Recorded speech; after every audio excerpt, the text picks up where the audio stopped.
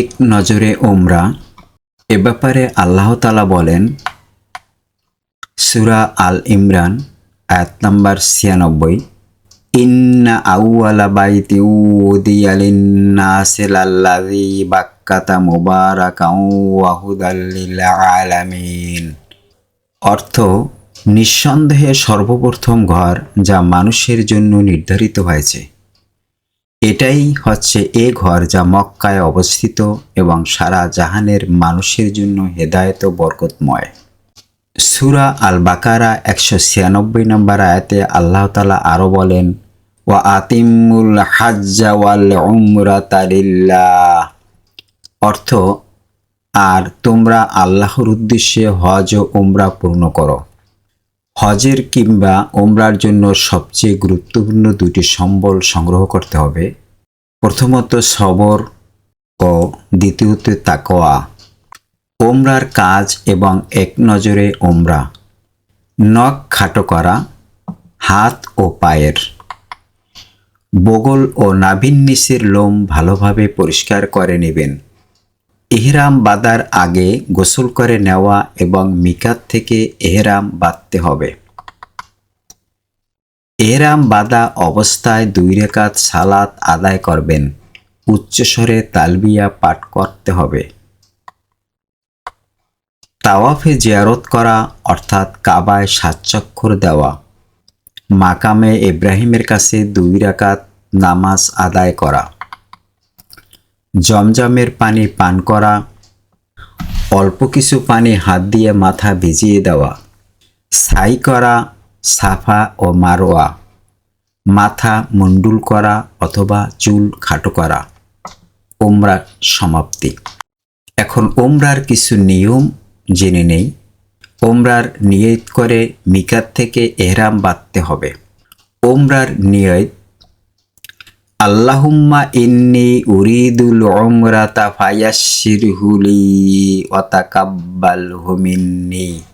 অর্থ, হে আল্লাহ, আমি উমরা করতে চাই, তাই এটা আমার জন্য সহজ করে দিন এবং আমার কাছ থেকে তা কবুল করুন। অথবা নিয়ত এভাবেও করা যায়, লাব্বাইক উমরাতান। অর্থ, আমি উমরা আদায়ের জন্য তোমার দরবারে উপস্থিত।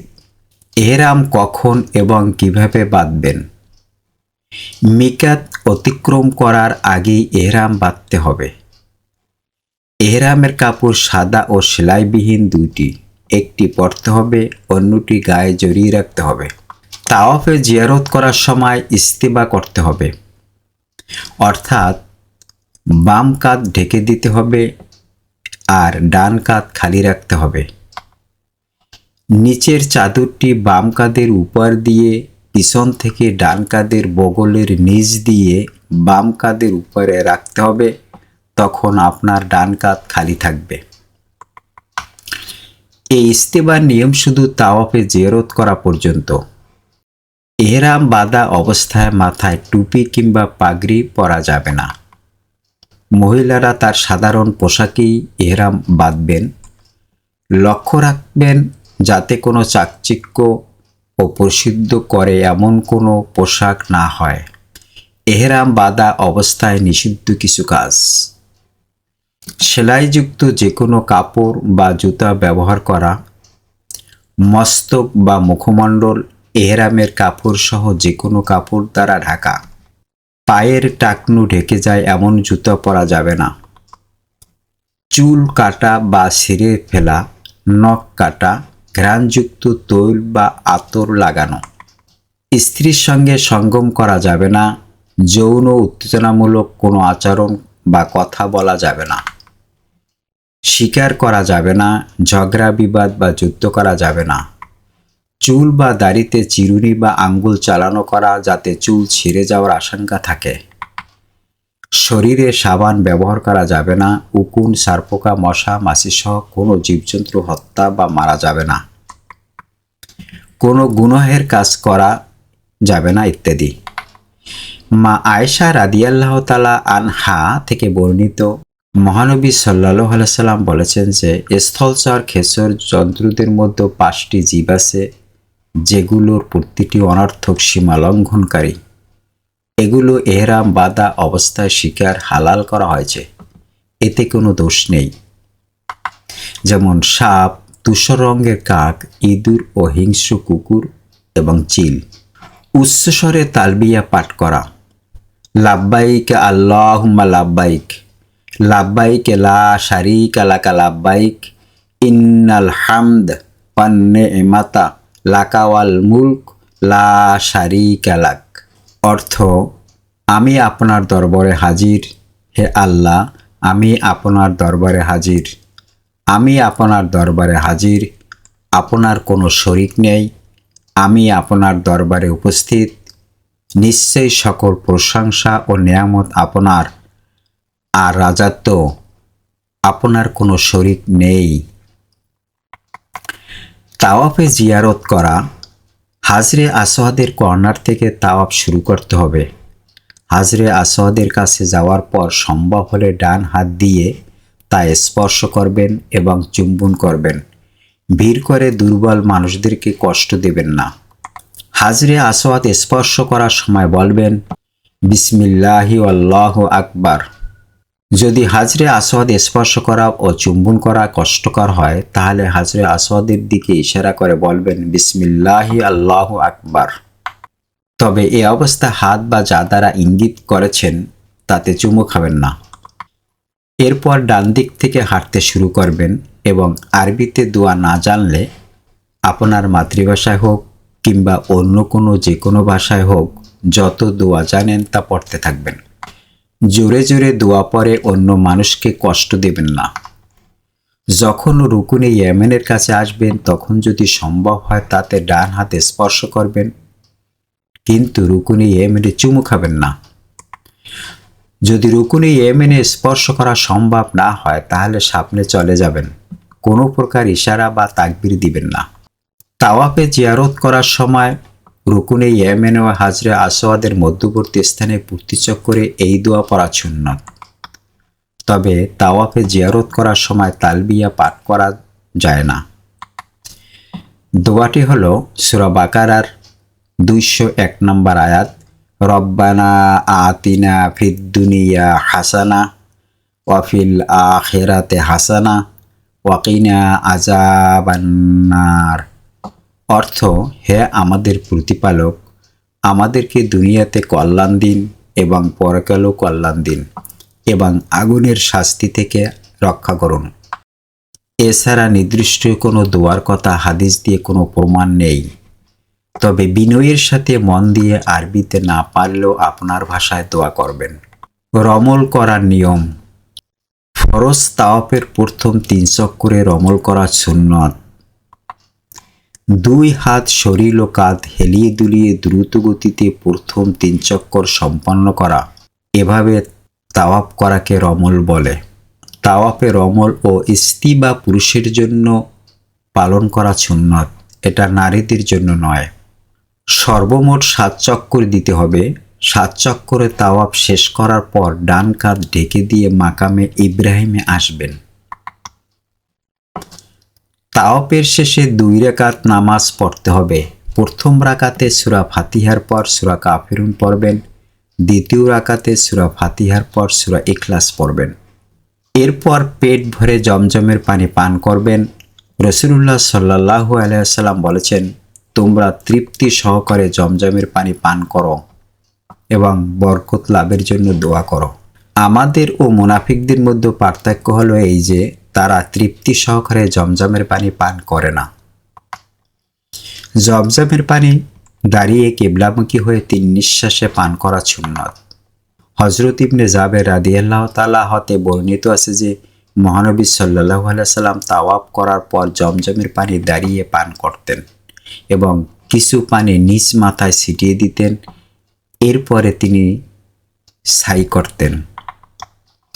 জমজমের পানি পান করার দোয়া, আল্লাহুম্মা ইন্নী আসআলুকা ইলমান নাফিয়ান ওয়া রিজকান ওয়া শিয়াআন ওয়া শিফাআন মিন কুল্লি দাইন।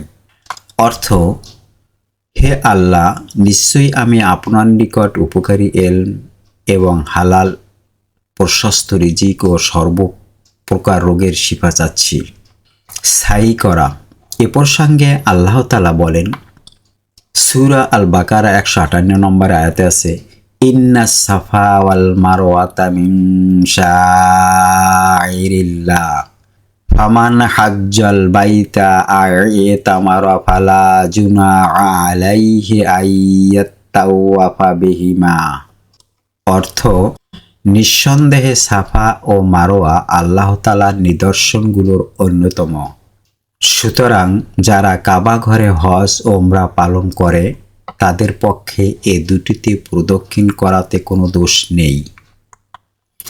তাওয়াফ শেষ করার পর সাই করার জন্য সাফা থেকে শুরু করতে হবে। প্রথমে সাফা পাহাড়ে আরোহণ করবেন। কাবাকে সামনে রেখে 2 হাত তুলে আল্লাহর প্রশংসা সহ এই দোয়া পড়বেন, ইন্নাস সাফা ওয়াল মারওয়াতা মিন শাআইরিল্লাহ আবদা বিমা বাদা আল্লাহু বিহি আল্লাহু আকবার আল্লাহু আকবার আল্লাহু আকবার লা ইলাহা ইল্লাল্লাহু ওয়াহদা লা শারীকা লাহু লাহুল মুলক ওয়া লাহুল হামদ ওয়া হুয়া আলা কুল্লি শাইইন কাদির লা ইলাহা ইল্লাল্লাহু ওয়াহদা আনজাজা ওয়াহদা ওয়া নাসারা আবদা ওয়া হাজামাল আহজাবা ওয়াহদা। অর্থ, নিশ্চয়ই সাফা ও মারোয়া আল্লাহ নিদর্শন সমূহের অন্তর্ভুক্ত। আল্লাহ যেখান থেকে শুরু করেছেন আমিও সেখান থেকে শুরু করব। আল্লাহ সর্বশ্রেষ্ঠ, আল্লাহ সর্বশ্রেষ্ঠ, আল্লাহ সর্বশ্রেষ্ঠ। আল্লাহ ছাড়া কোনো মাবুদ নেই, তার কোনো শরীক নেই। সমস্ত রাজত্ব ও প্রশংসা তারই। তিনিই সর্বশক্তিমান। একমাত্র আল্লাহ ছাড়া প্রকৃত কোনো মাবুদ নেই। তিনি তার ওয়াদা পূর্ণ করেছেন, তার বান্দাদেরকে বিজয়ী দিয়েছেন এবং তিনি একাই শত্রুকে পরাজিত করেছেন। অতঃপর সাফা থেকে নেমে মারোয়ার দিকে যাবেন। সাইকেলিং সময় পুরুষগণ 2 সবুজ আলোর মধ্যবর্তী স্থানে দ্রুত চলতে হবে এবং এর আগে ও পরে স্বাভাবিকভাবে চলতে হবে। মহিলারা দ্রুত হাঁটবেন না, কারণ পর্দার বরখেলাপ। এরপর যখন মারোয়ার কাছে যাবেন তখন মারোয়ার পাহাড়ে উঠে কাবার দিকে মুখ করে 2 হাত তুলে সাফার মতো আল্লাহর প্রশংসা সহ দোয়া করতে হবে। যথাযথ নিয়মে সাফা থেকে নেমে মারোয়া পর্যন্ত হলো 1 চক্কর, আবার মারোয়া থেকে সাফা আরেক চক্কর।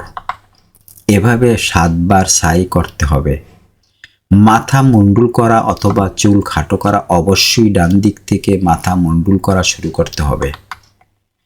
হযরত আবু হুরায়রা রাদিয়াল্লাহু তাআলা হতে বর্ণিত আছে, মহানবী সাল্লাল্লাহু আলাইহি সাল্লাম বলেছেন, হে আল্লাহ, আপনি কেশ মুন্ডুলকারীদেরকে ক্ষমা করে দেন। এক সাহাবী বললেন, হে আল্লাহর রাসূল, কেশ কর্তনকারীদেরকে? মহানবী সাল্লাল্লাহু আলাইহি সাল্লাম বলেছেন, হে আল্লাহ, কেশ মুন্ডুলকারীদেরকে ক্ষমা করে দিন।